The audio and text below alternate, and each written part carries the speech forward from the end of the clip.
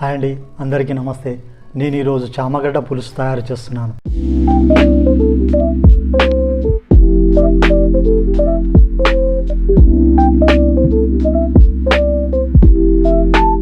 నేను ముందుగా 1/2 కేజీ చామగడ్డ తీసుకున్నాను. దీన్ని కుక్కర్లో వేసి ఉడకబెట్టుకున్నాను.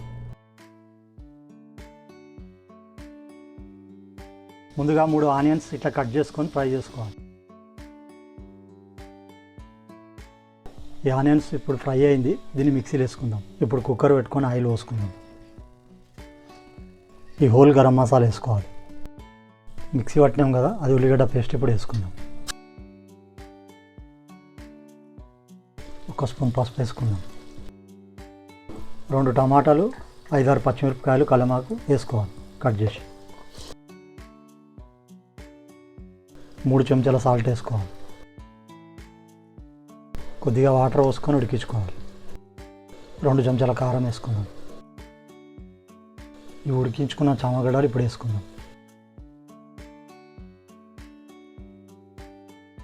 ఒక సగం గ్లాస్ వాటర్ పోసుకుందాం.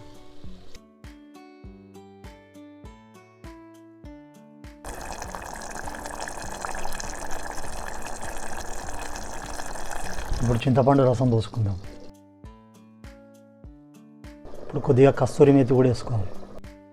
ఒక సగం చెంచా గరం మసాలా పొడి కూడా వేసుకోవాలి. కొద్దిగా కొత్తిమీర కూడా వేసుకుందాం. చామగడ్డ పులుసు ఇప్పుడు రెడీ అయింది. స్టవ్ ఆఫ్ చేసుకోవాలి.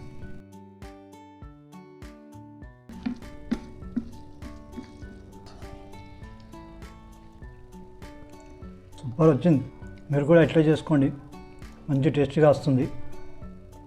మంచి వీడియోతో మళ్ళీ కలుస్తా. బాయ్. ఎంత బాగా ఉడికిందో చూసారా.